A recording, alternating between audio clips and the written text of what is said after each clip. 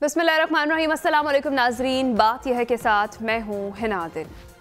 नाज़रीन, फातेह और मफ्तूह, गालिब और मगलूब और काबिज और मकबूज के दरमियान समझौता फ़कत मफादात का ही होता है।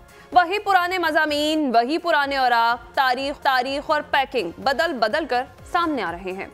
पुराने नारे नए लफ्ज़ों के पहनावों में, पुराने दावे नई जमातों के मंशूर में सिमट कर सियासी कॉकटेल की सूरत पेश होने का सीज़न आन पहुंचा है। वतन अजीज में सियासी महाज पर अंदाज और अहबाब बदलते देर नहीं लगती। कभी एक नजरिए वाह वाह और दादो तहसीन के डोंगरे बरसाती हैं और मफाहमती अंदाज इख्तियार कर लेती हैं, और दूसरे ही लम्हे जब मंजरनामा तब्दील होता है तो रांदा दरगार करार दी जाने वाली जमातें पलक झपकते ही मज़ाहमती रूप इख्तियार कर लेती हैं, और यूं ही ये सियासी आंख मचोली का खेल जारियो सारी है। नाज़रीन, आज की बात यह है कि आम इंतखाबात के हवाले से हसरत, तज़ब्ज़ुब और सनसनी ताहाल बरकरार है। निगरान वज़ीर आज़म अनवारुल हक काकड़ का कहना है कि हतमी तारीख इलेक्शन कमीशन देगा, और मुस्लिम लीग नून का कहना है कि इलेक्शन जनवरी के आखिरी हफ्ते में होंगे, जबकि पीपल्स पार्टी का यह कहना है कि एक शख्स की खातिर इंतखाबात में ताख़ीर हो रही है। अब सवाल ये है कि इलेक्शन कमीशन आम इंतखाबात की हतमी तारीख देने से गुरेज़ां क्यों है। प्रोग्राम के दूसरे हिस्से में हम बात करेंगे कि गैर मुल्कियों के रज़ाकाराना इनक़ला का आज आखिरी रोज़ है। गैर कानूनी मुक़ीम अफराद के खिलाफ कल से ऑपरेशन शुरू होगा। वज़ारत दाखिला का कहना है कि रजिस्टर्ड अफ़गान महाजरीन को वापस नहीं भेज रहे। सवाल ये है कि 1 नवंबर के बाद गैर कानूनी तौर पर मुक़ीम अफराद का मुस्तक़बिल क्या होगा। प्रोग्राम के आखिर में हम बात करेंगे कि गज़ा पर इसराइली बर्बरियत का आज 25वां दिन है, और इसराइल गज़ा में जंगबंदी से इनकारी है। दिन रात फ़ज़ाई हमलों ने गज़ा को मलबे का ढेर बना दिया है, जबकि खुराक की किल्लत के बाइस अक़वाम मुत्तहिदा का इमदादी मिशन महदूद होकर रह गया है, और यूनिसेफ का कहना है कि गज़ा में हर 10 मिनट में एक बच्चा शहीद हो रहा है। बात यह है कि इंसानी हुकूक के अलंबरदार गज़ा में सिसकती हुई ज़िंदगी को मदद देने के लिए क्यों ना आ सके। इन तमाम टॉपिक्स पर आज हम बात करेंगे। हमारे साथ मौजूद होंगे रिजवान रज़ी साहब, अनाबिद साहब, मोहम्मद आदिल साहब, पीजे मीर साहब, और हमें ज्वाइन करेंगे अम्मार मसूद साहब। मैं आपसे आगाज़ करूंगी। अम्मार मसूद साहब, जिस तरह से आम इंतखाबात के हवाले से हमने बात की कि सनसनी ताहाल बरकरार है, और निगरान वज़ीर आज़म अनवारुल हक काकड़ जो है वो ये कह रहे हैं कि हतमी तारीख इलेक्शन कमीशन देगा। सवाल ये है कि हतमी तारीख देने से इलेक्शन कमीशन क्यों गुरेज़ हैं। आपने वैसे अपने इंट्रो में काफ़ी सनसनी क्रिएट कर दी है। मेरे ख्याल में इतनी सनसनी वाली बात है नहीं। अच्छा, ये आवाज़ मेरी रिवर्ब कर रही है, ज़रा अपने ऑडियो वालों से कहें कि ठीक करें। तो इतनी सनसनी वाली बात है नहीं। प्राइम मिनिस्टर साहब ने जो कहा है कि जो इलेक्शन कमीशन ऐलान करेगा, तो इसमें कोई इतनी हैरानगी की बात नहीं है।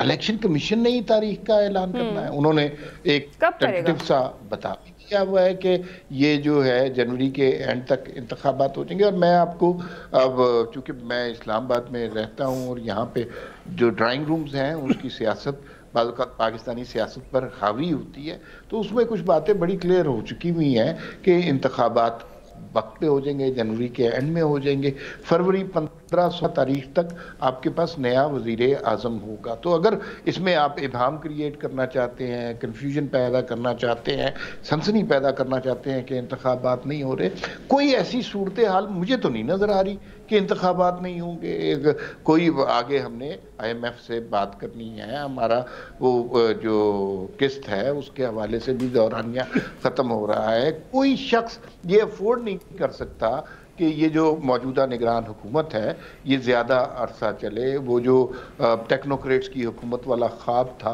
वो भी बड़े अरसे से पूरा हो चुका हुआ है, और ना मुल्की हालात ऐसे हैं ना बैनुल-अक़वामी हालात ऐसे हैं कि कोई इन लोगों पर रिस्क ले और आहिस्ता आहिस्ता इन लोगों की भी कलई खुलने लग गई है। तो ऐसा नहीं है कि वो हीरे जो चुन के लाए थे वो हीरे ही हैं, अब कुछ उसमें से कोयलों की कालक नज़र आ रही है। तो आप बिल्कुल बेफिक्र रहिए।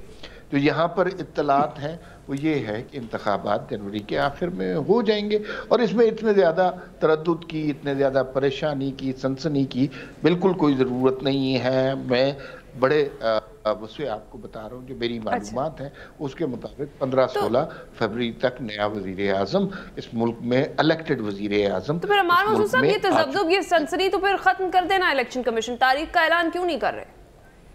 तारीख का ऐलान हो जाएगा। कुछ हल्का बंदियों का किस्सा है, कुछ उनके अपने मामलात हैं, उसमें इतना ज़्यादा तातुल नहीं होगा।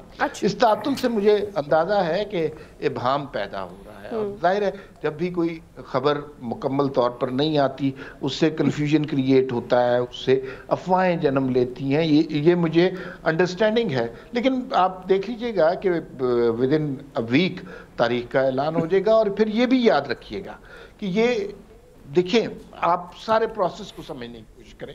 गुज़िश्ता 5-7 साल से हमारे साथ हो क्या रहा है। आपको याद होगा कि इमरान खान साहब की हुकूमत जा रही थी तो उस वक्त पूरे कोहराम मचा था, जा रही है, नहीं जा रही, नहीं जा रही, फिर वो चली गई। शहबाज शरीफ साहब की हुकूमत आ रही है, फिर नहीं आ रही। इस हवाले से ये अब फिर उसका ये 16 महीने रहेगी, एक्सटेंड हो जाएगी, ये सब, वो भी एक क़यामत चली। फिर अब निगरानों के हवाले से ये बात होने लगी है। चीज़ें दुरुस्त सिमत में आगे जा रही हैं और इन्हें इसी सिमत में ही आगे जाना चाहिए। और निगरान हुकूमतों का टेन्योर भी ख़त्म हो रहा है, इनसे लोगों का दिल भी भर चुका हुआ है। ये ज़रा गौर से समझने वाला जुमला है। तो आप देखिएगा कि बड़ी सूरत से, बड़ी तेज़ी से जैसे ही इलेक्शन का ऐलान होगा कि ख़ासतौर पर मीडिया को बहुत ज़्यादा संभलने का मौका नहीं मिलेगा। ये 1-2 महीने के अंदर इलेक्शन की बिसात लपेट दी जाएगी और मुंतखब लोग काबीना वो असम्बली में हमारे सामने होंगे। ठीक है रज़ी साहब, आप क्या समझते हैं, ये जो इबहाम है ये क्या इलेक्शन कमीशन का ये खुद का क्रिएट करदा नहीं है? तारीख का ऐलान कर दे ताकि जो सनसनी है, जो इबहाम है वो ख़त्म हो जाए। क्यों गुरेज़ा है इलेक्शन कमीशन तारीख से? देखिए, इसके बारे में तो वजाहत के साथ अम्मार भाई ने फरमा दिया है। मैं इसके ऊपर अभी आता हूँ। लेकिन ये है कि आज की जो ख़बर है कि गैस की कीमतों में 3900% इजाफा हो गया है। आई रिपीट, 3900% इजाफा हुआ है। I mean, ये एक इतना बड़ी खौफनाक खबर है। आज हमारे 2 वज़रा ने, वफाकी वज़रा ने बाकायदा इसके ऊपर प्रेस कॉन्फ्रेंस फरमाई है। लेकिन चलिए, मैं इसको भी छोड़ के आगे बढ़ता हूँ। अमर भाई, आपकी बात जो है वो सर आंखों पे कि केयर टेकर को वाकई दिलचस्पी नहीं रह गई। लेकिन अभी उन्होंने कल ही 2000 अरब रुपए का पंजाब हुकूमत ने बजट अप्रूव किया अगले 4 माह के लिए। अल्लाह करे ये हो ज़रा अगले 4 माह के बाद ही गवर्नमेंट ने आना है, जिसने भी आना है, तो उस वक्त तक खर्चा तो होना है, तो इसलिए उन्होंने किया होगा। देखिए, बात ये है कि इलेक्शन की तारीख कमो बेश इलेक्शन कमीशन दे चुके हुए हैं। मेरी एक बड़े ज़िम्मेदार आदमी से इलेक्शन कमीशन के मतलब आप समझ लें कि वो किसी सूबे के सूबाई इलेक्शन कमिश्नर ही, चारों सूबों के, उनमें से एक साहब थे, उनसे बात हुई। उन्होंने कहा कि देखिए, अगर हम एग्जैक्ट डेट दे देंगे तो जो अपीलें हैं ना हल्का बंदियों के ख़िलाफ़, क्योंकि उसके अंदर हमें खदशा है कि आगे जाएगी, मतलब कि बात थोड़ी सी लंबी हो सकती है, 1-2 दिन ऊपर जा सकता है। इसलिए हम हतमी तारीख देने से एतराज़ कर रहे हैं। 3 दिन हमने दिए हैं कि 26 से लेकर 28 तक हो जाएंगे, और वो इसी बात पे कायम थे कि 28 वाली खबर दुरुस्त नहीं है। 3 दिन हैं, 26 को भी हो सकते हैं, 27 को भी, 28 को भी। लेकिन हतमी तारीख इसलिए नहीं कि जब तक अपीलें हल्का बंदियों के ख़िलाफ़ उनका फ़ैसला, और उन अपीलों के ख़िलाफ़ जो हाई कोर्ट की अपीलें होती हैं, हाई कोर्ट में अपीलें जाती हैं, वो पूरी तरह नहीं हो जाती, तो वो कह रहे हैं कि ये वाली साइड हमारे हाथ में नहीं है। हाई कोर्ट बेंच बनाता है, उस बेंच में जजेस कितने दिन बैठ के काम करते हैं और उन अपीलों को डिस्पोज ऑफ करते हैं, इसलिए हमने थोड़ी सी फ्लेक्सिबिलिटी रखी हुई है। तो एक आप इससे भी ये भी मतलब निकाल सकते हैं कि तारीख के मज़ीद आगे जाने के इम्कानात भी हैं, लेकिन वो इस बात पे मुसर थे कि नहीं, 28 से आगे काम नहीं जाने देंगे हम। बहरहाल, एक तो ये हो गया। लेकिन अब इशू ये नहीं है, इशू ये है कि ये वाहिद इलेक्शन है जिसके मुनक्कद होने से पहले ही हमसे मुराद है मीडिया, इसके मुख्तलिफ पहलुओं को कंट्रोवर्शियल बना रहा है। आज तक जितने इलेक्शन हुए हैं उसमें इलेक्शन होने के बाद उसको कंट्रोवर्शियल बनाया जाता है और उसको इलेक्शन के अंदर धांधली का इल्ज़ाम लगाया जाता है। ये वाहिद इलेक्शन है जिसमें इनकाद होने से पहले धांधली का इल्ज़ाम लग गया। रज़ी साहब, मीडिया क्या ऐसी फ़ज़ाई ऐसी चल रही है, कुछ समझ में ही नहीं आ रहा है। मीडिया को समझ नहीं ना आ रहा। अब कल हम बैठे कैलकुलेट कर रहे थे, मैं और सलमान साहब, के इस मुल्क के अंदर कितने % लोग जो है जो सोशल मीडिया इस्तेमाल करते हैं और कितने % ट्विटर इस्तेमाल करते हैं, जो कि पाकिस्तान की पूरी सियासी मंजरनामे को डिक्टेट कर रहा होता है। और समझा जाता है कि जो ट्विटर पे टॉप ट्रेंड है वो आज पॉलिटिक्स की डिस्कशन हो रही है। सही है। हमारे न्यूज़ चैनल्स की ओवरऑल रेटिंग आप 100% रेटिंग चार्ज निकाल लें तो उसमें से न्यूज़ चैनल कितने देखे जाते हैं, सारे मिला के में जो 35-40 हो गए हैं, वो 10% से ज़्यादा नहीं देखे जा रहे होते। आज तो बिल्कुल भी नहीं देखे जा रहे होंगे, आज पाकिस्तान बांग्लादेश से मैच जीत रहा है, ठीक है। तो इसलिए कहने का मतलब ये है कि बहुत सारी चीज़ों को हम मैग्नीफाई कर देते हैं। अच्छा। इलेक्शन होने चाहिए, बिल्कुल होने चाहिए, as soon as possible होना चाहिए। मैं तो कहता हूं कि जनवरी के बजाय दिसंबर में इलेक्शन हो। लेकिन मेरा मतलब है कि मुझे नेगेटिविटी से थोड़ा सा अपने आप को अवॉइड करना चाहिए, क्योंकि एक जिम्मेदार शख्स से मेरी बात हो गई है और उन्होंने यकीन दिला दिया है कि इलेक्शन तो 28 या 28 से पहले होंगे, 28 के बाद नहीं जा सकते। अब देखिए वो अपनी बात को पे कायम रहते हैं कि नहीं रहते। सही है। सलमान आबिद साहब, आपको क्या लगता है, जिस तरह से भी रजी साहब ने जो खबर है 3900% गैस की कीमत जो है वो महंगी हो, मतलब उसमें इजाफा हो चुका है, तो आपको नहीं लगता ये जो मुआशी गर्दाब है इससे निकलने का वाहिद हल इंतखाब के हो सकता है, जैसे पीपल्स पार्टी ने शिकवा कर दिया है कि एक शख्स की खातिर जो है इंतखाबात में डिले किया जा रहा है? देखिए, एक लाइटर नोट पे रिजवान रजी साहब ने कहा कि एक जिम्मेदार शख्स है, हम तो जिम्मेदार किसी और को समझते हैं। रिजवान रजी साहब, आपको भी पता है कि जिम्मेदार कौन होता है और किसके पास ताकत होती है, इसलिए किसी सूबाई इलेक्शन कमीशन के पास ना जाएं, कोई कितना जिम्मेदार है हमें उसका अंदाजा है। पहली बात तो ये है। दूसरी बात ये है कि मैं आपको एक और थोड़ा सा अपना इजाफा करना चाहता हूँ आपकी मालूमात में। पाकिस्तान में ये कोई पहला इलेक्शन नहीं है। 2018 के जब इंतखाबात हुए थे तो इंतखाबात से पहले ही मुतनाज़ा हो गए थे, PMLN के साथ जो कुछ हुआ था। उससे पहले भी चले जाएँ, 90s के सारे इलेक्शन देखें, इंतखाबात से पहले ही इंतखाबात मुतनाज़ा हो गए थे। ये जो प्री पोल रिगिंग होती है, जिसको आज की दुनिया में हम पॉलिटिकल इंजीनियरिंग कहते हैं, ये सारी की सारी इंतखाबात से पहले होती है। इंतखाबी नताइज से पहले एक नतीजा जो है ना वो अखज़ कर लिया जाता है कि किसके हक़ में और किसकी मुखालफत में पूरी की पूरी प्लानिंग की जाएगी, और उसी की बुनियाद पे इत्तेहाद बनते हैं, उसी की बुनियाद पे किसी सियासी जमात को आगे लाना होता है, उसी की बुनियाद पे किसी सियासी जमात को दीवार से लगाना होता है। तो ये पहला इलेक्शन नहीं है जिसके बारे में आपने कहा। ये साल के अंदर ये सारी सियासी इंजीनियरिंग हम वक्फे से हर दौर में देखते रहे हैं, किसी की हिमायत में और किसी की मुखालफत में। अब आप आ जाएँ इलेक्शन के ऊपर। काश हमारे जो चीफ इलेक्शन कमिश्नर हैं उनके पास ये इख्तियार होता कि वो इलेक्शन की तारीख अनाउंस कर सकते हैं। आप भी जानते हैं, मैं भी जानता हूँ इख्तियार किसके पास है और कहाँ से ये फैसला होना है। पंजाब के अगर इंतखाबात नहीं हुए थे, KPK के इंतखाबात नहीं हुए थे, तो कहाँ ये फैसला हुआ था? किस PDM की जमातों ने जब ये फैसला किया कि नई मरदमशुमारी के नताइज की बुनियाद के ऊपर नए इंतखाबात होंगे, तो उसी दिन तय कर दिया गया था कि ये इंतखाबात 90 दिन में नहीं होंगे। हमें तो बार बार ये समझाया जाता रहा, पूरी PDM की क़यादत, पीपल्स पार्टी समेत, 90 दिन से एक दिन भी इंतखाब आगे नहीं जाएगा। आप सबको पता है, वो आर्काइव में पड़ी हुई है तकरीरें, लेकिन फिर सब ने देखा कि वो 90 दिन गुजर गए हैं और गुजर रहे हैं। अब उसकी किसी को परवाह नहीं है, वायलेशन तो हो गई है। आज रज़ा रब्बानी साहब की तकरीर सुन ले सेनेट के अंदर, उसमें पता चल गया। लेकिन रज़ा रब्बानी भी पीपल्स पार्टी पे तनकीद नहीं करते, जिन्होंने ये सारा माहौल पैदा किया वहाँ पर बैठ के नई मरदमशुमारी के नताइज की बुनियाद के ऊपर इलेक्शन का। तो 90 दिन की जो वायलेशन है वो तो खुद सियासी जमातों ने उसका स्टेज सजाया ताकि इलेक्शन 90 दिन में ना हो आगे जाकर। अब ये अलबत्ता पहला इलेक्शन ज़रूर है रज़ी साहब कि जिसमें अभी तक डेट अनाउंस नहीं हो रही। अमूमी तौर पे हमें पता चल जाता था कि फ़लाँ तारीख को इंतखाबात हो रहे हैं। अब क्योंकि अम्मार मसूद साहब इस्लामाबाद में बैठे हुए हैं, ज़्यादा पुरएतमाद हैं, ज़्यादा इन्फॉर्मेटिव है हमारे मुकाबले में, उनको यकीनी तौर पे पता चल गया होगा कि इलेक्शन शायद 28 जनवरी को जो इलेक्शन कमीशन ने शेड्यूल दिया है उसके मुताबिक वो उससे आगे नहीं जाएंगे। बहुत अच्छी बात है अगर वो उससे आगे नहीं जाएंगे, और अगर आगे जाएंगे तो कितना आगे जाएंगे ये भी हम देख लेंगे। क्योंकि अभी जैसे रिजवान रज़ी साहब ने कहा कि जनाब के वो 28 या 29 नवंबर तक आप कह रहे हैं कि वो जो पटिशनें वगैरह जो हैं, हाँ 28 और 29 नवंबर, इसका मतलब है कि 30 नवंबर से पहले तो फिर शेड्यूल नहीं आएगा। फिर ये अगले हफ्ते कौन सा शेड्यूल आ जाएगा, उससे अगले हफ्ते कौन सा शेड्यूल आ जाएगा, फिर हमें 30 तक इंतजार करना पड़ेगा अगर रज़ी साहब की बात को तस्लीम किया जाए। तो मैं ये समझता हूँ ये जो एम्बिग्युइटी क्रिएट हुई है ये खुद इलेक्शन कमीशन ने पैदा की है। इसकी वजह से मीडिया को टॉक शो के अंदर ये सारा प्रोपेगेंडा या उसके अंदर से खबरें निकालना या उसमें से नई नई बातें निकालने का मौका कौन दे रहा है?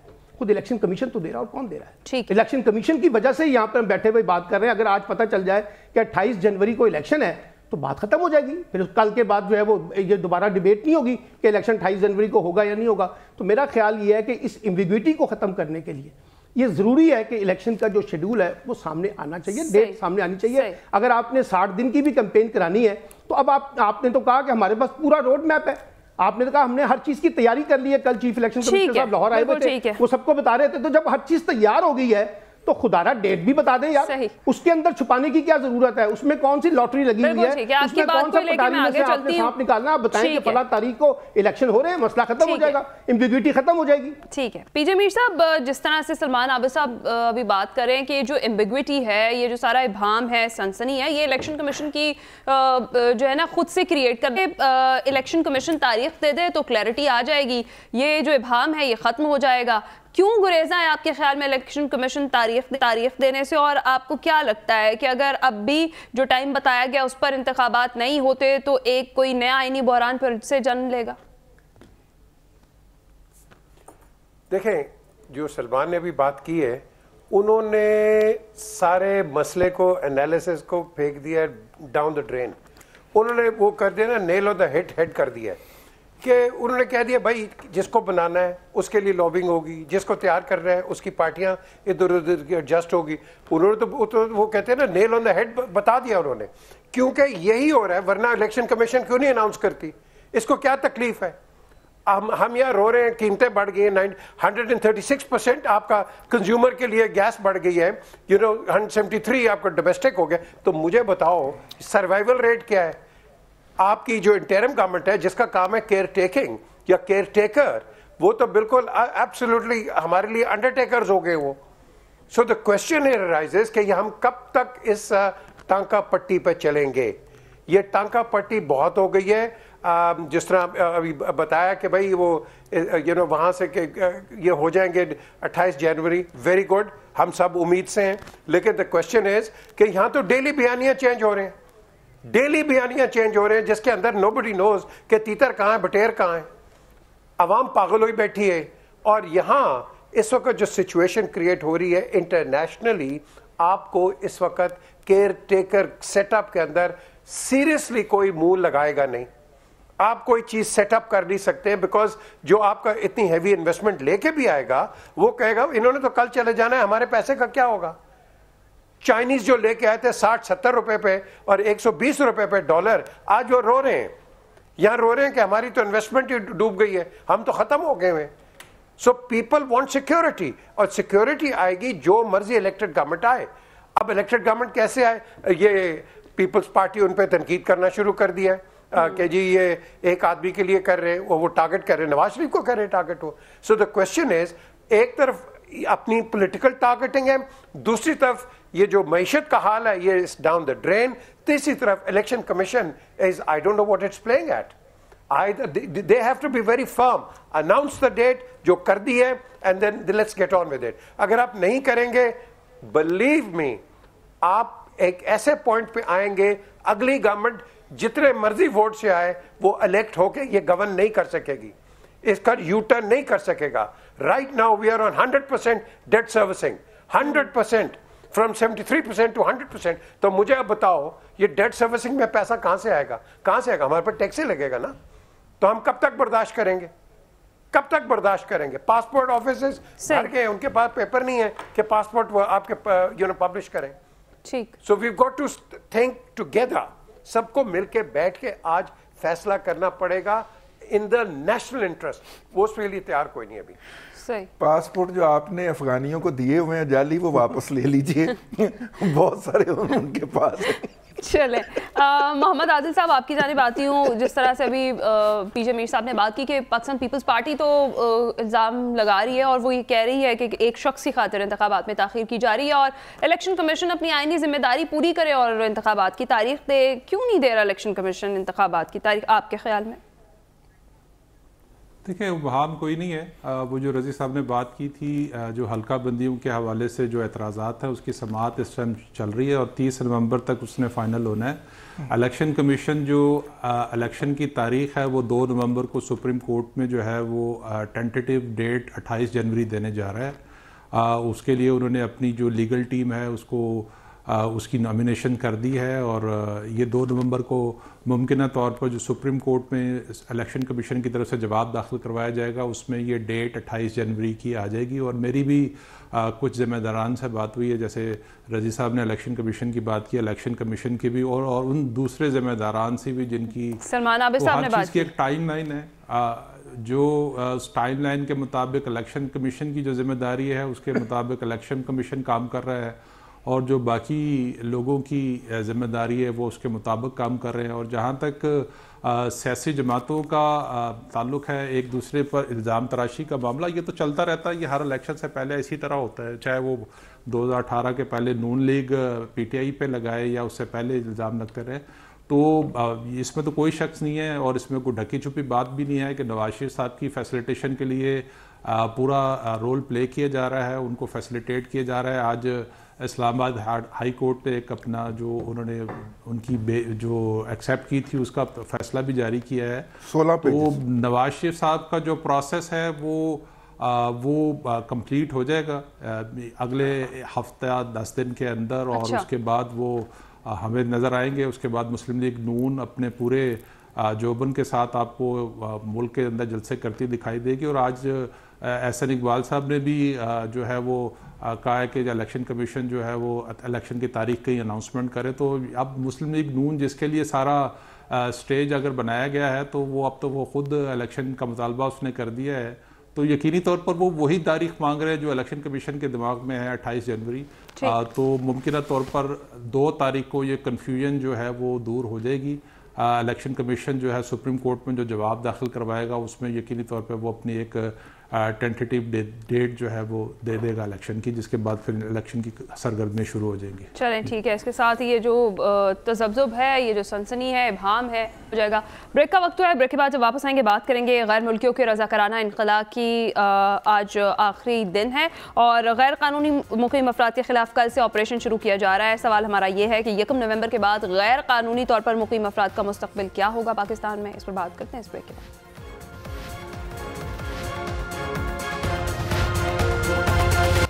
ویلکم بیک ناظرین. بریک پر جانے سے پہلے ہم بات کر رہے تھے کہ غیر ملکیوں کے رضاکارانہ انخلاء کا آج آخری دن ہے اور سوال ہمارا یہ ہے کہ 1 نومبر کے بعد غیر قانونی طور پر مقیم افراد کا پاکستان میں کیا مستقبل ہوگا. عمار مسعود صاحب. والے سے بالکل تازہ ترین اطلاعات ہیں.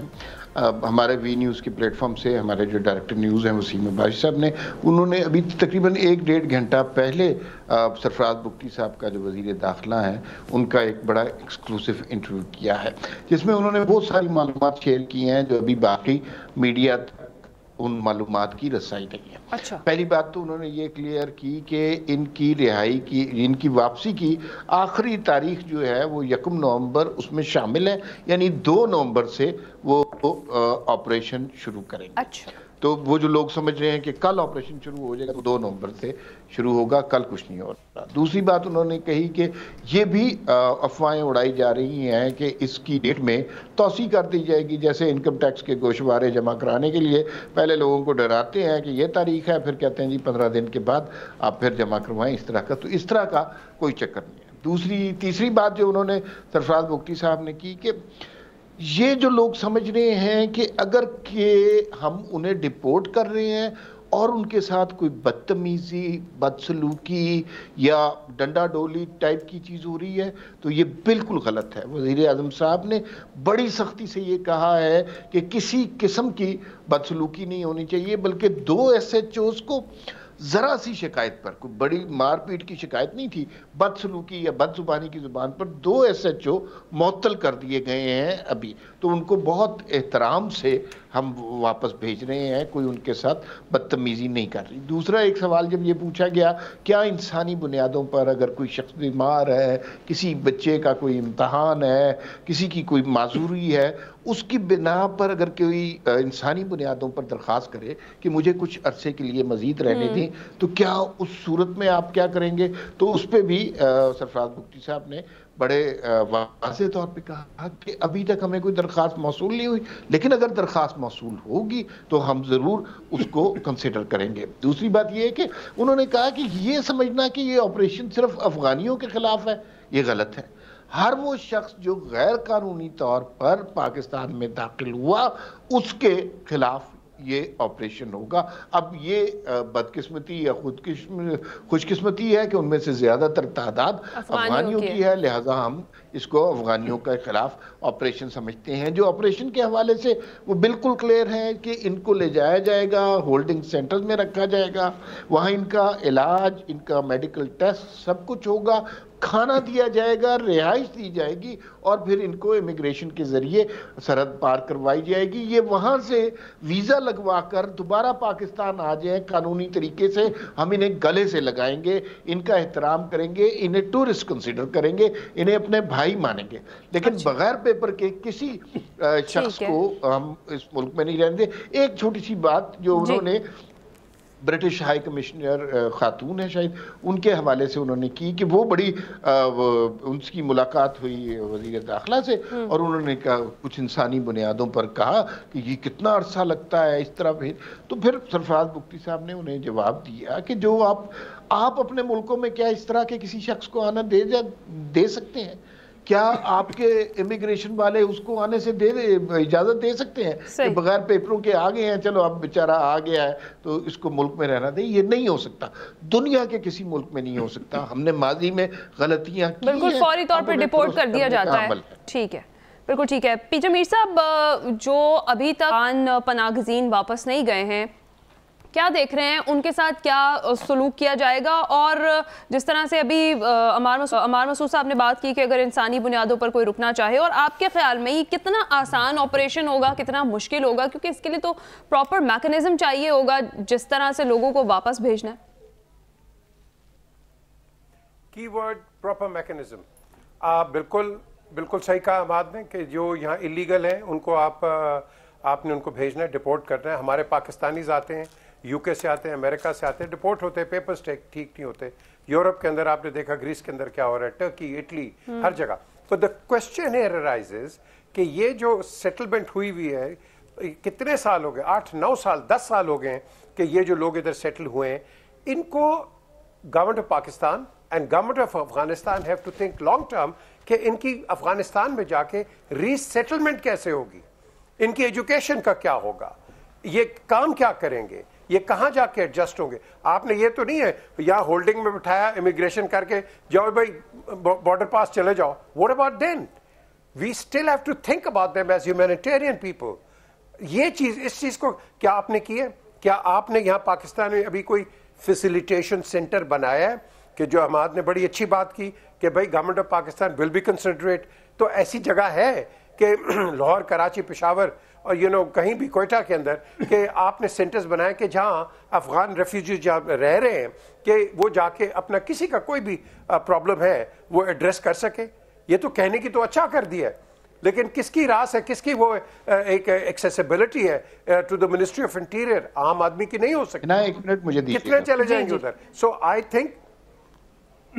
تھنک اس کے اندر we need to be working on it, and I hope we are thinking for ahead, not کہ آج ہم نے نکال دیا. بڑی اچھی ایک اور بات, ویزا لے کے واپس آئیں Pakistan and live as tourist, but we have to maintain not Afghanis. ہمارے پاس کراچی کے اندر بہاری اور بنگلہ دیشی بھی بڑے تھے, ہم نے ان کو بھی کیا ہے. So there are lots of people ہے, لاٹس آف کمیونٹیز جو کہ یہاں کے رہ رہی ہیں, اینڈ اٹس ٹائم. بیکاز جب ہم بات کرتے ہیں معیشت کے اوپر, اپنے سینسس کے اوپر, تو somehow they also cater into that. So we've got to dissect the two کہ ہمارے ایکچوئل سٹیزن کون ہے اور یا نہیں. لیکن ایک اور چیز جو میں کہنا چاہتا ہوں کہ آپ کوئی بھی پاکستان میں کہیں بھی جاتا ہے اس کا آئیڈینٹی کارڈ چیک کر کے اور آپ سروس اس کو دو جی، کیونکہ اس طرح تو کوئی بھی جا کے لے سکتا ہے. And then make it difficult for them, don't make it easy.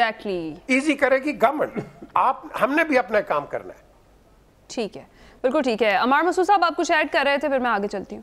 میں صرف اس میں ایک بات کہنا چاہ رہا تھا کہ دیکھیے اس چیز کے دو پہلو ہیں, ایک انسانی پہلو ہے اور ایک قومی سلامتی کا پہلو ہے. انسانی پہلو یہ ہے کہ سوشل میڈیا پہ آپ نے ایک ویڈیو دیکھی, ایک بچہ اپنے کلاس افغانی بچہ, بڑا پیارا سا بچہ اپنے کلاس فیلو کو, اپنے استاد کو الوداع کر کے جا رہا ہے. بڑی ایموشنل سی ویڈیو ہے, آپ کو دکھ ہوتا ہے جو لوگ یہاں پر 20-20 سال رہے, غیر قانونی رہے, جیسے بھی وہ بہرحال اس دھرتی کا حصہ بن گئے, ان کو ہجرت کا سامنا ہے, ہجرت تکلیف دہ چیز ہوتی ہے, مشکل وقت ہوتا ہے. یہ ایک اس کا انسانی پہلو ہے. قومی سلامتی کا پہلو یہ ہے کہ یہی وہ تارکین وطن ہوتے ہیں, غیر قانونی لوگ ہوتے ہیں جو دہشت گردی کا سبب بنتے ہیں, جس کی وجہ سے ہم ہزاروں لاکھوں جوانوں کی زندگیاں دیکھ چکے ہیں. ہمارے ٹیلی ویژن تعزیوں سے, ماتموں سے, خون آلود لاشوں کی تصاویر سے بھرے پڑے ہیں. تو وہ بھی ہم نے اپنے آپ کو بھی پروٹیکٹ کرنا ہے. وہ ویڈیو, وہ بچہ, اس کی آنکھوں میں پاکستان سے پیار بہت ضروری ہے, بہت پیار آتا ہے اس بچے پہ, لیکن ہمیں اپنے شہریوں کو بھی پروٹیکٹ کرنا ہے, ہمیں ان کی زندگیوں کو بھی تحفظ دینا ہے. ہم صرف ماتم دیکھنے کے لیے, آنسو دیکھنے کے لیے یا چیخیں سننے کے لیے نہیں پیدا ہوا. صحیح ہے. محمد عادل صاحب کو شامل گفتگو کرتے ہیں. محمد عادل صاحب, یہی کہا جا رہا ہے کہ اب آپریشن شروع کر دیا جائے گا اور صرف جو غیر رجسٹرڈ لوگ ہیں انہیں ہی واپس بھیجا جا رہا ہے, جو رجسٹرڈ افغان مہاجرین ہیں ان کو بھی کچھ نہیں کہا جا رہا. آپ کے خیال میں یہ جو آپریشن سٹارٹ ہونا ہے کل سے, یا جس طرح سے عمار مسعود صاحب نے کہا کہ 2 نومبر سے, تو کتنا مشکل ہوگا بائی فورس ان کو ملک سے نکالنا؟ ابھی تک جو صورتحال ہمیں گراؤنڈ پہ نظر آ رہی ہے, جتنے بڑی تعداد میں افغان مہاجرین غیر قانونی طور پر پاکستان میں مقیم ہے, اس کے آلٹرنیٹ ابھی تک حکومت کی طرف سے اس طرح کا سسٹم ہمیں نظر نہیں آیا.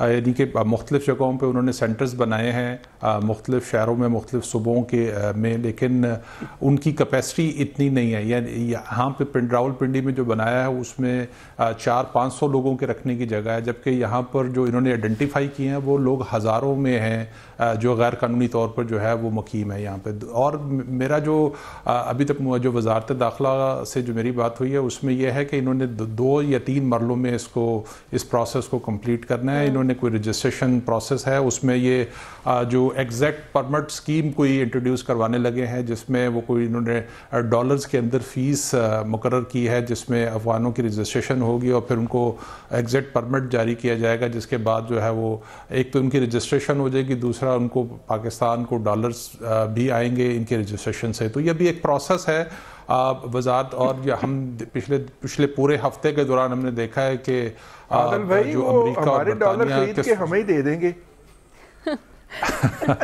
اس میں کوئی شک نہیں ہے جی. پاکستان کی جو میں تو کہتا ہوں پاکستان کی جو آبادی ہم 22 کروڑ یا 25 کروڑ ہے, اس میں افغانستان کی بھی آبادی کو ہمیں شامل کر لینا چاہیے, کیونکہ ہمارا زیادہ تر وسائل تو بغیر ٹیکس کے وہی کھا جاتے ہیں, چاہے وہ اسمگلنگ, ڈالر کی اسمگلنگ ہو, چاہے گندم کی اسمگلنگ ہو, یا اس طرح کے بہت سارے معاملات جو ہیں, ہمارا وسائل تو سارا افغانستان لے جاتا ہے. تو یہاں پہ اچھی بات ہے کہ بے شک کئی دہائیوں کے بعد اس کی اسکیم بن رہی ہے, لیکن اچھی بات ہے کہ یہ رجسٹریشن ہو. میں یہ کہہ رہا تھا کہ یہاں پر امریکہ اور برطانیہ کے سفیر جو ہیں وہ پچھلے 1 ہفتے کے دوران سب سے زیادہ ایکٹیو نظر آئے. ان کی کوشش تھی کہ پاکستان کچھ افغانوں کے لیے جو ہے وہ نرمی پیدا کرے, لیکن اس وقت تک کی صورتحال میں تو یہ ہے کہ حکومت پاکستان اس میں انہوں نے کوئی نرمی کا فیصلہ نہیں کیا. لیکن میں صرف جو اس سارے پروسیس کی ٹائمنگ پہ اعتراض ہو سکتا ہے, کیونکہ ہم الیکشن موڈ میں ہیں اور دوسری طرف اس قسم کی ایکٹیویٹیز چل رہی ہیں, تو اس وجہ سے اگر کوئی پرابلم بنی تو سیکیورٹی مسئلے بنیں گے. ادروائز یہ اسکیم ہونی چاہیے, اور کسی بھی غیر قانونی طور پہ, چاہے وہ افغانی ہو چاہے کوئی بھی ہو, ان کو پاکستان میں بغیر اس کے رہنے کی اجازت نہیں ہونی چاہیے. ٹھیک ہے. رضی صاحب, جس طرح سے بھی محمد عادل صاحب بھی بات کر رہے تھے, یہ جو آپریٹ آف دی آر ہے, ہمارے جس طرح سے سارے وسائل انہوں نے بات کی کہ وہ تو افغانی استعمال کر لیتے ہیں, لیکن جو اس کی ٹائمنگ ہے, جو ایشو انہوں نے اٹھایا ہے, آیا ہے, آپ کو لگتا ہے کہ واقعی یہ آپریشن مشکل بھی ہوگا اور یہ جو ٹائمنگ ہے یہ بھی درست نہیں ہے؟ دیکھیے بات یہ ہے کہ کوئی بھی پولیٹیکل گورنمنٹ جو ہے وہ اس طرح کا رسک لینے سے ویک ہوتی ہے. پہلے ہی اتحادی گورنمنٹ تھی پچھلی بھی ہماری, وہ اس طرح کا کوئی ڈیسیجن نہیں لے سکتی, اور یہ وہ ڈیسیجن ہی کوئی ایسی گورنمنٹ لے سکتی تھی جس کو جا کے ووٹر کو فیس نہ کرنا ہو. پہلی بات تو یہ ہے. دوسری بات یہ ہے کہ دیکھیے ہمیں افغانی بھائیوں سے کوئی مسئلہ نہیں ہے اگر وہ ہمارے ریسورسز کو استعمال کر لیتے ہیں. ہم 25 کروڑ کا ملک ہیں, 2.25 کروڑ ٹوٹل ان کی آبادی ہے, کراچی سے کم آبادی ہے ان کی, تو اگر وہ کر بھی لیں گے, لیکن جب پنجاب کے اندر سبسڈی پہ ریلیز کی گئی گندم جو ہے, اس کا آٹا تاجکستان اور ازبکستان میں جا کے یہ بیچ کے آتے ہیں نا, وہ اصل میں بات تکلیف دہ ہوتی ہے. ہمارا جو یہاں پہ بیٹھا ہوا مزدور طبقہ ہے یا غریب آدمی ہے, وہ سبسڈی سے محروم ہو جاتا ہے اور وہ چوری ہو کے جناب افغانستان سے بھی آگے گزر جاتی ہے. افغانستان تک بھی جائے تو قابل برداشت ہے. میں ایک چھوٹی سی کموڈٹی کی بات کر رہا ہوں, ویسے وہ بہت بڑی کموڈٹی ہے, کہ سینٹرل ایشیا میں جا کے پاکستانی گندم جو ہے وہ قزاقستان کی گندم سے سستی بک رہی ہوتی ہے. تو میرا مطلب ہے کہ اس کا بھی تو کوئی سد باب ہونا چاہیے. لیکن بات یہ نہیں ہے, بات یہ ہے کہ دیکھیے ابھی ہم نے صرف بات کی ہے تو حکومت کے اندازے کے مطابق تقریباً 1,30,000 لوگ جو ہے وہ چلے گئے ہیں, والنٹیرلی گئے ہیں. تھوڑا سا اور دباؤ ڈالا جائے گا وہ اور بھی چلے جائیں گے. بہت بڑی بڑی سرمایہ کاری کر رکھی ہے. آج ایک صاحب مجھ سے مشورہ کرنے آئے ہوئے تھے, کہنے لگے میرے ہمسائے کے اندر نا ایک ایسٹ ہے جو کہ افغانی فیملی نے بنایا تھا اور وہ واپس جا رہے ہیں, تو وہ بیچنا چاہ رہے ہیں, تو آپ مجھے مشورہ دیں کہ میں خرید لوں. میں نے کہا کتنے کا ہے؟ کہتا مارکیٹ پرائس تو اس کی 20 کروڑ کے قریب ہے, لیکن وہ جلدی میں مجھے 12 کروڑ کا بیچنا چاہ رہے ہیں. تو اب آپ اندازہ فرمائیں کہ یہ ایک دور دراز علاقے, یہ ڈیرہ غازی خان کے ارد گرد کے علاقے کی میں آپ کو ایک بندے کی مطلب سچی بات بتا رہا ہوں, وہ اس کے لیے باقاعدہ سفارش لے کے مشورہ لینے آئے. تو کہنے کا مطلب یہ ہے کہ انہوں نے بہت سارا ہماری معیشت کے اندر کر لیا ہوا ہے. اب سوال یہ بھی پیدا ہوگا نا کہ ان صاحب کو جو ہے ٹرانسفر تو اس کے نام پہ ہوتی ہے نا جس کے پاس آئی ڈی کارڈ ہوتا ہے, تو کسی نے ان کو آئی ڈی کارڈ بھی تو بنا کے دیا ہوگا نا جی. آج ایک صاحب سے جرمنی میں بات ہو رہی تھی, تو وہ کہہ رہے تھے کہ یہاں پہ پاکستانی پاسپورٹ کے اوپر میجورٹی افغان نیشنل ہیں, اور وہ لوگ یہاں پہ مختلف حرکتیں کرتے ہیں اور بھگتنا ہمیں پڑتا ہے, شرمندگی ہمیں اٹھانا پڑتی ہے. تو یہ چیزیں ختم ہونی چاہیے. لیکن ایک تو باتیں میں جو ہیں میں نے کہا ذرا تھوڑا سا خبر کو کر لیا جائے. شہزاد شوکت صاحب سپریم کورٹ بار ایسوسیشن کے صدر منتخب ہوئے ہیں, 2/3 اکثریت سے منتخب ہوئے ہیں وہ, یعنی کہ ان کی 2/3 ووٹس ہیں اور 1/3 ووٹ جو ہیں وہ ان کے مخالف کے ہیں. لیکن بہرحال یہ وکلا کی پولیٹکس ہے, یہ نارملی جنرل پولیٹکس اس کے اوپر ڈپکٹ نہیں کرتی, لیکن بہرحال یہ ہوا ہے. اور 2 نومبر بڑی امپورٹنٹ ڈیٹ ہے, اس دن IMF سے مذاکرات بھی ہونے والے ہیں, شروع ہونے والے ہیں. صحیح ہے. سلمان عابد صاحب, آپ کو کیا لگتا ہے کہ اب جیسے کہا گیا 1 نومبر کے بعد سے آپریشن شروع کر دیا جائے گا, رضاکارانہ طور پر جن لوگوں نے جانا تھا وہ چلے گئے ہیں, کیا مستقبل دیکھ رہے ہیں ان پناہ گزینوں کا جو اب تک رضاکارانہ طور پر خود سے نہیں گئے؟ دیکھیں, عادل صاحب نے کہا کہ مجھے اس کی ٹائمنگ کے اوپر ذرا تھوڑا سا ریزرویشن ہے. تو عادل صاحب آپ گھبرائیں نہیں, پاکستان کی 76 برس کی کہانی جو ہے وہ اسی طرح کی مہم جوئی اور سیاسی ایڈونچر سے بھری ہوئی ہے. اگر ہم نے رائٹ ٹائم پہ رائٹ فیصلے کیے ہوتے تو آج پاکستان یہاں نہ کھڑا ہوتا جہاں وہ کھڑا ہوا ہے. ایک بات تو یاد رکھیے گا. تو اس لیے ایڈونچرز کرنا, سرکس لگانا, آنکھ مچولی کا کھیل کھیلنا یہ ہمارا محبوب ترین مشغلہ ہے, اس لیے ہم یہ کرتے رہتے ہیں. اس لیے آپ کو گھبرانے کی ضرورت نہیں ہے. قوم کو مصروف رکھنا ہے, اور اگر کوئی چیز ہم نے نہیں کرنی اس کے لیے پھر ہم کوئی اور بھی جواز پیدا کر لیتے ہیں, اس لیے پریشان ہونے کی ضرورت نہیں ہے آپ کو. ایک بات دیکھیے, بات یہ ہے کہ اب 2 نومبر آ جائے گی, اور 2 نومبر کے بعد ہم دیکھیں گے کہ حکومت اپنی ریٹ جو ہے اس سارے مسئلے پہ کیسے قائم کرتی ہے, دیکھیں گے نا. اور سرفراز بگٹی صاحب جن کا بھی عمار مسعود نے ذکر کیا ہے, میرے پاس بھی ان کے کئی ویڈیو کلپس پچھلے 15-20 دن کے پڑے ہوئے ہیں, اس میں بہت سی باتوں میں ان کے کانٹراڈکشنز ہیں. بہرحال وہ 2 نومبر جب آئے گی تو ہم دیکھیں گے کہ وہ کیا آپریشن کرتے ہیں, کیسے اس کو کرتے ہیں, کس انداز سے اس کو سارا لیڈ کرتے ہیں, کتنی اس میں کامیابی ملتی ہے, کتنی اس میں ناکامی ملتی ہے, کیا اس سے ہماری پولیٹیکل امپلیکیشن بڑھیں گی, سیکیورٹی امپلیکیشن بڑھیں گی, نہیں بڑھیں گی, سموتھلی سارا کام ہو جائے گا. بہت اچھی بات ہے اگر سموتھلی کام ہو جائے. اور یہ کہنا کہ جی ہم وہ جائیں گے پھر واپس آئیں گے پھر مہمان کے طور پہ رہیں گے, یہ بھی ہمیں تو یہ بتایا گیا تھا کہ 14 افغانی ہیں جو دہشت گردی کی کارروائیوں میں ملوث ہیں. یہ سرفراز بگٹی صاحب کی پریس کانفرنس موجود ہے. نہیں پچھلی 14 وارداتیں جو ہوئی ہیں ان میں افغانی ملوث ہیں, اور کتنے ملوث ہیں وہ بھی آپ کو بتایا تھا انہوں نے. اب یہ اتنی بڑی تعداد میں, جو لاکھوں کی تعداد میں ہے, ابھی 2 دن پہلے حافظ نعیم الرحمان صاحب کراچی سے آئے ہوئے تھے, ہم سب ایک جگہ اکٹھے تھے, تو میں نے ان سے پوچھا کراچی کے اندر کیا صورتحال ہے. انہوں نے کہا کراچی تو سارا افغانیوں نے اس وقت ڈومیننٹ اپنا ان کا فیکٹر ہے اور کاروبار کے اوپر وہ چھائے ہوئے ہیں. تو ہم نے ان سے پوچھا کہ اس میں انلیگل بھی ہیں, انہوں نے کہا بالکل ہیں. تو میں نے پوچھا کہ کیا وہ ان کو نکالنے میں کامیاب ہو جائیں گے, انہوں نے کہا اتنا آسان کام تو نہیں ہے, اور خاص طور پہ کیئر ٹیکر گورنمنٹ, اس کے پاس کون سی ایسی طاقت ہے, اس کی کون سی مورل اس طرح کی گراؤنڈز ہیں.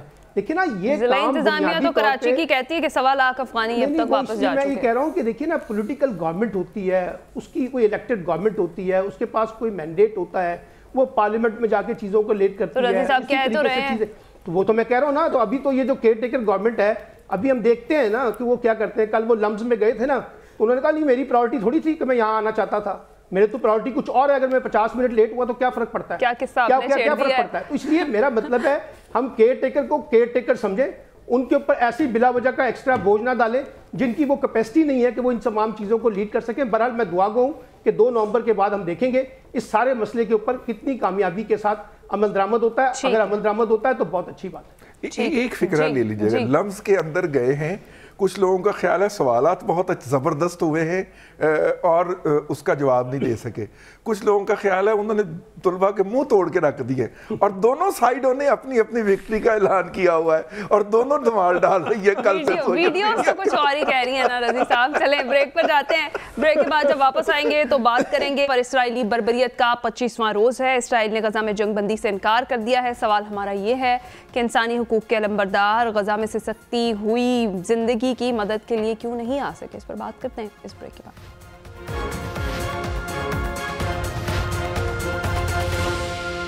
ویلکم بیک ناظرین. غزہ پر اسرائیلی بربریت کا آج 25واں روز ہے اور اسرائیل غزہ میں جنگ بندی سے انکاری ہے. دن رات فضائی حملوں نے غزہ کو ملبے کا ڈھیر بنا دیا ہے. خوراک کی قلت کے باعث اقوام متحدہ کا امدادی مشن محدود ہو کر رہ گیا ہے, اور یونیسیف کا یہ کہنا ہے کہ غزہ میں ہر 10 منٹ بعد ایک بچہ شہید ہو رہا ہے. پی جے میر صاحب کہاں ہیں انسانی حقوق کے علمبردار؟ کیوں غزہ میں سے سکتی ہوئی زندگی کی مدد کے لیے کوئی نہیں آ رہا؟ جہاں پیسہ ہوگا وہاں کوئی نہیں بولتا, اور اسرائیل کی جو لابی ہے بہت تکڑی ہے انٹرنیشنلی. صحیح کہہ رہے ہیں. وہ واشنگٹن کو رن کرتے ہیں, اور آج آپ دیکھیں کہ کیا ہو رہا ہے. برطانیہ میں کوئی ایم پی بات کر رہا ہے, اس کو سائٹ سے ہٹا دیا, آج ہٹا دیا ایک منسٹر کو. دا کوشچن از کہ ہیومینیٹیرین پہ گراؤنڈز پہ کون بولے گا. دیکھو آج آپ دیکھیں کہ ہم تو کہتے ہیں اسرائیلی بہت خراب ہیں, یہ آج جوز بھی کھڑے ہو گئے ہیں اس بربریت کے خلاف, کیونکہ ان کو پتہ ہے کہ ان کے ساتھ جو جرمنز نے کیا تھا, نازیز نے کیا تھا. تو آج یہ ویسٹ کیوں نہیں کھڑا ہو رہا؟ مسلم امہ جب تک اکٹھی نہیں ہوگی ہم کسی ریزولوشن پہ نہیں پہنچیں گے. سب کے اپنے اپنے انٹرسٹ ہیں. ہم ایز مسلمز بات کر رہے ہیں, لیکن ہم یہاں ایز مسلمز بات نہیں کر رہے, as personal country to country interest بات کر رہے ہیں. اگر اتنی چیز ہوتی, صرف ایک مالڈیو آئلینڈ ہے جس نے ٹوٹلی بین کر دیا ہے, اس نے کہا ہم کوئی چیز بھی نہیں لیں گے اور کچھ بھی نہیں ان سے لیں گے. یہ ہم باقی مسلم ممالک کیوں نہیں کرتے؟ نہیں کرتے, ہر ایک کے فائنینشیل انٹرسٹ ہیں, اور یہ فائنینشیل انٹرسٹ جب یہ کنورٹ ہو جاتی ہے انٹو اے پولیٹیکل لابی, تو پھر بائیڈن جیسے آپ کے آتے ہیں. وہ ٹرمپ کو دیکھو, اس نے جیروسلم انیکس کر دیا جو کہ ڈسپیوٹڈ ٹیریٹری تھی سنس 1967. یہ آکوپائڈ ٹیریٹری تھی. پیلسٹینین تو ہیومن ہے ہی نہیں نا, نہ ہی کشمیری ہیومن ہے, نہ ہی پیلسٹینین ہیومن ہے. صحیح. تو یہ کب تک ہم اس طرح کرتے رہیں گے؟ یہ وقت ہے کہ Muslims must really unite for the sake of humanity. Forget religion, for the sake of humanity. ٹھیک ہے. عمار مسعود صاحب, جس طرح سے ابھی پی جے میر صاحب نے بات کی ہے کہ اب واقعی وہی ٹائم ہے کہ ہیومینٹی کے لیے کھڑا ہوا جائے, کیا لگتا ہے آپ کو مسلم امہ اسلام کے نام پر بھی نہیں اکٹھی ہو رہی, انسانیت کے نام پر ہو جائے گی؟ دیکھیے, تاریخ میں کچھ واقعات بڑے اٹل ہوتے ہیں جو واضح طور پر تقسیم کرتے ہیں کہ ظالم کون ہے, مظلوم کون ہے, دکھ دینے والا کون ہے, دکھ سہنے والا کون ہے. اس وقت دنیا اسی طرح کے جذبات میں منقسم ہے اور یہ تقسیم بڑی حتمی ہو چکی ہے. اب پتہ چل رہا ہے کہ کس شخص کو معصوم لوگوں کے خون کا دکھ ہے اور کون اس تماشے پر جشن منا رہا ہے. مجھے اب جو کچھ وہاں پر ہو رہا ہے وہ کسی کی نظر سے پوشیدہ نہیں ہے، لیکن اقوام عالم کی جو بے حسی ہے اس کے اوپر دل بہت رنجیدہ ہوتا ہے کہ یہ انسانی حقوق کے یہ چیمپئن جنہیں ذرا سی کسی کے اوپر آئی ہوئی خراش کے حوالے سے جو واویلا مچاتے ہیں، وہاں انسانوں کا قتل پر قتل ہو رہا ہے. روز کے حساب سے خبریں آتی ہیں، آج اتنے 100 لوگ مارے گئے ہیں. اس بات دنیا کا ضمیر بالکل نہیں جاگ رہا. اور یہ بات ابھی کسی دوست نے کہی، بالکل درست کہی، کہ یہ سرمایہ دارانہ نظام حکومت کا نتیجہ ہے، جہاں ایک طرف لوگوں کی بے حسی اور بے حسی ہے، دوسری جانب لوگوں کی بے کسی ہے. ٹھیک ہے، محمد عادل صاحب. دیکھیں ابھی تک تو یہی لگ رہا ہے کہ اسرائیل کا کسی نے ہاتھ نہیں پکڑنا، اور اسرائیل جو ہے اپنی بھڑاس نکال رہا ہے. ہر طرف لاشیں ہیں، بچوں کی لاشیں پڑی ہوئی ہیں ہر طرف، کھانے پینے کے لیے نہیں ہے. مظلوم فلسطینیوں کی دہائی ہے. صرف ابھی جو ہم نے دیکھا وہ حزب اللہ کی طرف سے کوئی ایک آدھ میزائل آ گیا، یا یمن کے حوثی باغیوں کی طرف سے آ گیا. تو باقی پوری دنیا نے تو فری ہینڈ دے دیا اسرائیل کو کہ وہ اپنی بربریت پوری طریقے سے کرے. اور جو مسلم امہ کی جہاں تک بات ہے، صرف کولمبیا ہی نے ایک جرأت کی ہے کہ اسرائیلی سفیر کو نکال دیا. مسلم جو ممالک ہیں جن کے سفارتی تعلقات ہیں، انہوں نے تو اتنی بھی جرأت نہیں کر سکے کہ وہ اسرائیل کے سفیر کو بلا کے ہی کوئی اس کو جو ہے اس کے خلاف کوئی بات کر دیتے. تو مسلم اور ہم واحد ایٹمی طاقت ہیں مسلم دنیا کے اندر، ہماری تو اتنی کیپیسٹی نہیں ہے کہ ہم کسی کو کسی چیز پہ مجبور کر رہے. تو مسلم دنیا کے تو ایسے ہی حالات ہیں، اور باقی دنیا نے جو ہے وہ اسرائیل کو چھوٹ دے رکھی ہے. تو وہ اب تک جب تک کوئی اسرائیل کو طاقت کے بل پہ روکے گا نہیں، اس وقت تو نہیں لگتا یہ مسئلہ حل ہوتا ہوا دکھائی دے رہا ہے. ٹھیک ہے، رضی صاحب. دیکھیے ایک وہاں پہ ہاسپٹل ہے ٹرکی کی طرف سے بنایا گیا، ترک فرینڈشپ ہاسپٹل. اس کی تیسری فلور جو ہے وہ کینسر کے پیشنٹ کے لیے مخصوص تھی، اور یہ پورے غزہ میں واحد جگہ تھی جہاں پہ کینسر کے مریضوں کا علاج ہوتا تھا. اور انہوں نے بڑی پرسائز بومبنگ کے ساتھ وہ پورا فلور اڑا دیا ہے. اور وہ جو کینسر کے مریض ہیں وہ تو یا تو اللہ کے پاس چلے گئے ہوں گے، یا ان کی حالت اتنی خراب ہو گئی ہوگی کہ شاید وہ سروائیو نہ کر پائیں. اس جنگ کے اندر جو ہے جیسے ہی اسرائیل نے وہ جعلی خبر پھیلائی تھی اسرائیلی بچوں کے گلے کاٹے جانے کی، جو بعد میں جھوٹ ثابت ہوئی، وہیں سے یہ واضح ہو گیا تھا کہ یہ فلسطین کے بچوں کو ماریں گے. اور اب دیکھیے کہ مطلب کہ جس طرح سے وہ ہے ان کے خلاف ایک جارحیت کا ارتکاب. اور پاکستان دیکھیے نا کہ ٹریجڈی کتنی بڑی ہے کہ پاکستان اس لیے نہیں بول پا رہا کہ 2 نومبر سے IMF کی میٹنگ شروع ہونی ہے، اور جن کے خلاف بولنا ہے انہوں نے اس پیکج کے کنٹینیو کرنے کا ووٹ دینا ہے. تو ہم اس منیر اکرم صاحب نے اچھی تقریر کی ہے اقوام متحدہ میں وہ جنگ بندی والی قرارداد کے اوپر، اور اس کو اپریشیٹ بھی کیا فلسطین کے نمائندے نے. لیکن شاید ہم عملی طور پہ 2-4 جہاز بھیج بھی دیں، اور بھی بھیجنے پہلے بھی بھیجے ہیں، لیکن اس کے علاوہ کچھ کر نہیں پا رہے. ہم بھی نہیں کر پا رہے، اور پوری دنیا کے لوگ بھی نہیں کر نہیں رہے. جو کر سکتے ہیں، جیسے ترکی جو ہے وہ اسرائیل کو جانے والا، آذربائیجان سے جو آئل جاتا ہے اسرائیل کو وہ براستہ ترکی جاتا ہے نا. اور ترکی کے طیب اردوان جو ہے ٹویٹ تو کر دیتے ہیں نو آئل فار اسرائیل. ابھی بھی انہوں نے کہا ہے کہ اگر ضرورت پڑی تو غزہ کے لیے فوج کا استعمال کریں گے، لیکن وہ آئل بند نہیں کیا ابھی تک انہوں نے نا. وہ ٹویٹ شیٹ کر دیتے ہیں. اپنا جمع خرچ سے آگے بڑھنی چاہیے، اپنا جشن جو ہے وہ انہوں نے کنٹینیو رکھا ہوا ہے، ترکی نے بھی سعودیہ نے بھی. ٹھیک دیکھیں جی، کوئی مجھے ذرا واقعہ بتائیں کہ دنیا میں جب بھی مسلم دنیا پہ کوئی کرائسس آیا تو مسلم حکمرانوں نے کوئی بڑا مثالی اور شاندار کردار ادا کیا ہو. یہ بلا وجہ کا مسلم امہ اور بلا وجہ کا مسلم حکمرانوں سے توقعات باندھنے کی بجائے آپ یہ دیکھیں کہ جو طاقت کا کھیل ہے وہ کس طریقے سے اپنی مستی کر رہا ہے. اور بنیادی بات یہ ہے کہ جو ہمارے مسلم حکمران ہیں وہ تو خود ان بڑی طاقتوں کی طفیلی ریاستیں ہیں اور ان کی مدد کے ساتھ جی رہی ہیں. ان کی مدد سے ان کو اقتدار ملا ہوا ہے، ان کی مدد سے ان کی بادشاہت، آمریت اور جمہوریت جو برائے نام ہے وہ چل رہی ہے. اس لیے ان لوگوں سے کوئی بڑی توقع لگانا کہ جی وہ کوئی بڑا کردار ادا کریں گے اپنے آپ کو خوش رکھنے کا ایک اچھا بہانہ ہے، حقائق اس سے بڑے مختلف ہیں۔ بالکل ٹھیک ہے، اقوام عالم کی بے حسی پر بالکل دل رنجیدہ، لیکن کیا کریں، اس سے زیادہ ہم کچھ کر نہیں سکتے، دعا کر سکتے ہیں وہ ہم کر رہے ہیں۔ ناظرین آج کے پروگرام سے اتنا، اپنا خیال رکھیے گا، فیڈ بیک ضرور دیجیے گا۔ اللہ حافظ۔